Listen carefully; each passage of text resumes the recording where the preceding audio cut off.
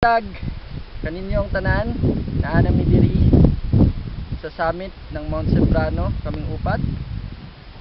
In Tagalog, nandito na kami sa summit ng Mount Sembrano. This is the Visayan Way. At sa previous climb namin, same participants from Batulao, nandito pa rin si Ma'am Lloyd, si Ma'am Louie, tsaka si Neko. Wala lang si Sir Japs, tsaka si Ma'am Teresa. Sana nakasama kayo. We're planning to do the traverse. Pero nakita nyo naman sa event, Sembrano Day Hike lang to. Pero pag nakita namin yung traverse trail, magta-traverse kami papuntang Nagcarlan. So, yun lang. Recap lang sa mga kasamahan namin. Medyo, nandito kami ngayon kanina nakapani kami ng summit ng 9:45. Nag-start kami ng 6 AM. So, medyo natagalan kami. Nagkaroon ng konting problema sa trail.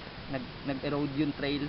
Nalaglag si Sir Neko at si Ma'am Louie sa along the trail kasi nag-erode yung lupa, kaya gusto na rin namin mag-traverse din. Tapos pagdating din sa summit medyo umiinit na uli pero nagkaroon ng konting fog. Okay, ayun si Ma'am Louie. Ma'am Louie, kamusta na? Naka-recover ka na ba?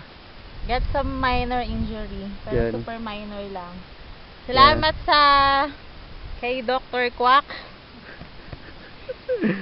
Ayun, malalaman nyo. Medyo mahirap yung trail pero okay lang. Ayun, na-aksidente, konti lang. Yun, buti Salamat na sa lang. savior ko kay Sir. Ayun, ang savior niya na dumulas din dun sa nag-erode na trail. Nagkaroon siya ng mga minor bruises lang, sa scratches. Buti, may dala yung first aid kit ngayon, kayo ng kalagahan nun. At si Ma'am Lloyd, Hello. kamusta naman? Okay naman, medyo mahirap yung trail pero carry lang.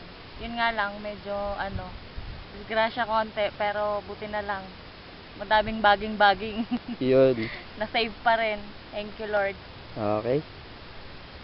At syempre, the one and only Neko Alterado. Bisaya mo dong. Bisaya kasi nakakaintindi na siya ng Bisaya. Okay yung climb, medyo na-delay, may konting ligaw dahil yung tamang trail natakpan na ng damo. Dahil nga bibihira na lang siguro sa ngayon yung umaakyat dahil dun sa issue ng hold up and down, nakawan dito. Pero so far, wala pa namang naglalakas loob namang hold up sa amin.